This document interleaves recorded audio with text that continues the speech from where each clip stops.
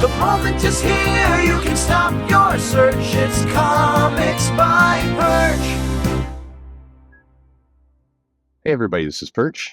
Sometimes when we describe a business, we describe it as in an innovation phase or an iteration phase.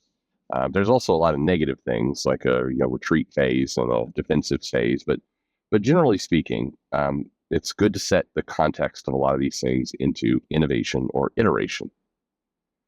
So in comics, I think it feels very clear at this point we're in an iteration stage. And this is a little bit non-normal because if you look at the history of comics, if you look at kind of the phasing of when we have these cycles, I've described this before. I know Mark Miller has described it before. Others, you get these 15-year roughly cycles, these cyclical cycles in comics.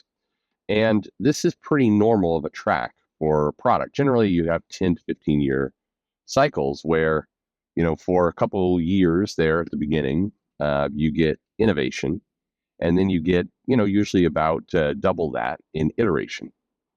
So an example might be, you brought into Marvel the whole Marvel Knights era, and you had writers come into play, and you had some different art talent, and you started focusing on characters in a different way, and you had kind of the boost of some outside factors. You had a event strategy that started to be really implemented in a bigger way. I would argue the Marvel Universe probably clicked a little bit more dangerous during that time. You had the Ultimate Universe there as well. So you had a number of different attempts at innovation. And some of them clearly took. The Ultimate Universe took quite well. And then, the writer boom, no matter what you think of Bendis today, again, Mark Miller, Warren Ellis, Matt Fraction, a bunch of names kind of came out of that period of time and started delivering pretty major work. Now, the tricky part is, you want to have, I'd say, 1/3 innovation where truly a bunch of new ideas are working. Remember, innovation does not necessarily mean success. Innovation means they're trying new things, and usually there's some business logic or some thought behind it. And so you get through the innovation, and then it becomes, how do we maximize that innovation, or how do we, lock it in? How do we get the value out of what we've done? And that's where you get to the iteration phase where, you have one event, Civil War, that does well. Okay, now let's do a lot of events following, and let's do some, the Dark Reign period of time and kind of different things with the lineup that really just kind of turn the crank on the things that were innovative. Now, that's not bad either. Iteration is necessary. If you're innovating just all the time, your market gets exhausted with kind of new ideas. They can't follow the thread. And you wind up leaving a lot of money on the floor because you never took the time to actually harvest what you've grown.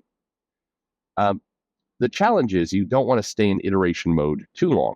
If you just iterate and iterate and iterate and you run that cycle over and over again, then you hit a different problem where the audience gets tired of what you've done, where things start feeling like a copy of a copy, and you lose a lot of value during that period. And you tend to bleed away your audience.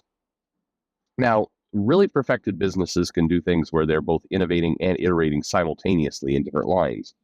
Again, to use a comic example, you could put some focus on an Avengers lineup of title and spend a lot of time innovating there, doing different things, trying different methods, and while you're iterating over in, say, the X-Men lineup. And you could stagger things out.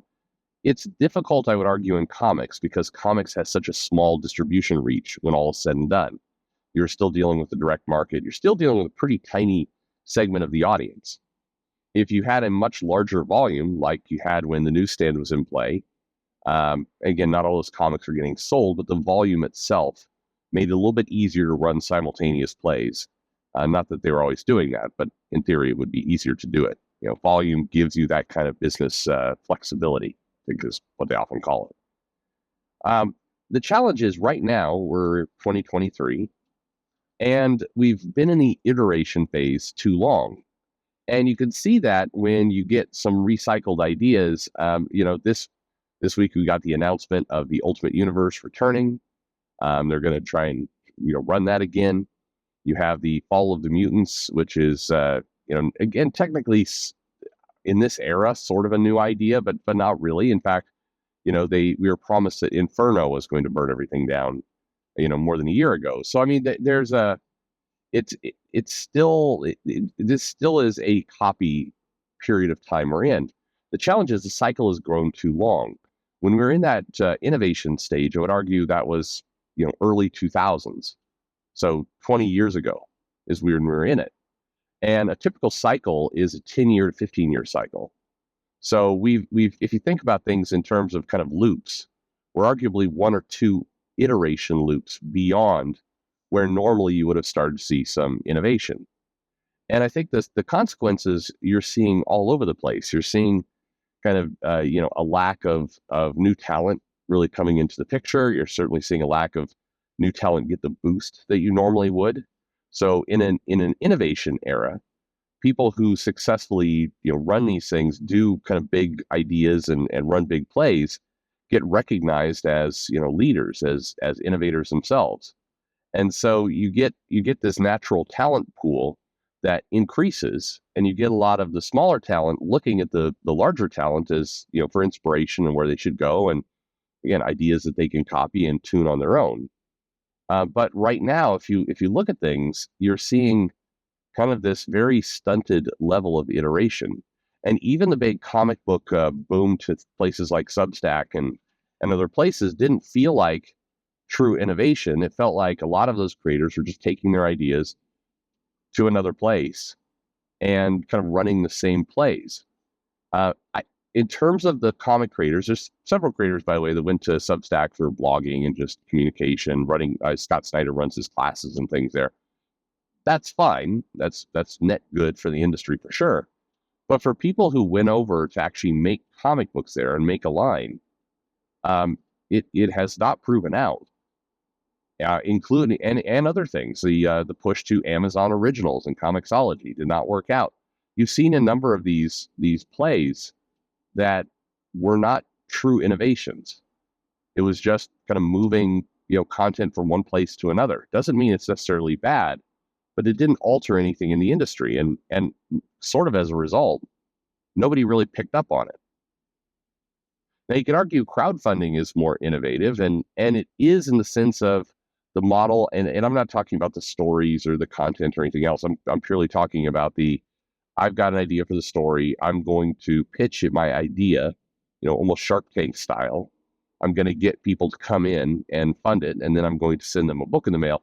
That's kind of changing the model of I'm going to get an idea, I'm going to print it, I'm going to go then shop my wares. It's turning the construct of the model around to bring the customer in much earlier to make a call on it. It's just with crowdfunding, it's hard to tell where the kind of it feels like it has not fully landed yet. What I mean by that is it still is very segmented between your Indiegogo, your Kickstarter, kind of other methods, Zoop, and everything else. There's an attempt to kind of innovate, but it's still too fragmented. You haven't seen kind of a true path work out yet. People can make money at it, but again, that's kind of what I'm describing. I mean, Marvel's making money through iteration. DC is making money through iteration. But what comics needs, and it's overdue for, is that true innovation cycle where as a fundamental business, it shifts. The mechanisms shift. If you look back to the early 2000s, it's not that there were stories being run with the Fantastic Four or the Justice Society of America or from Johns or anything else. It was that there was a different prioritization placed on the writers and the creative talent that actually changed the way a lot of books were being teed up, and it worked quite well for a period of time. There was that boom in the late 2000s with kind of events and attention, and quite frankly, much more success than you would expect in a pretty closed market like the direct market. But you can't stay in iteration mode too long. You have to actually push some of that innovation into your business. So the question is, what does that look like, and how many cycles do we go? My belief from looking at a number of other types of businesses, and certainly this one, is that if you stay in the iteration mode for too long, it becomes destructive to your business, and you become, what is often referred to as a legacy business, where you're really just playing the greatest hits, but you're not doing anything new. And as much as I like Hickman as a writer, and Caselli is good, and Hitch, Hitch doing covers, so that doesn't impact me too much. But as much as I'm interested to see what kind of stories they produce, it does feel like a greatest hits moment. It doesn't feel like an innovation moment. And that's what I'm in search for. So what about you? What are the things that you think are truly innovative in comics today, truly changing kind of the fundamental structure of business? Are we in an iteration phase, and how much longer can we remain in it? Let me know your thoughts in the comments below, and thanks for listening.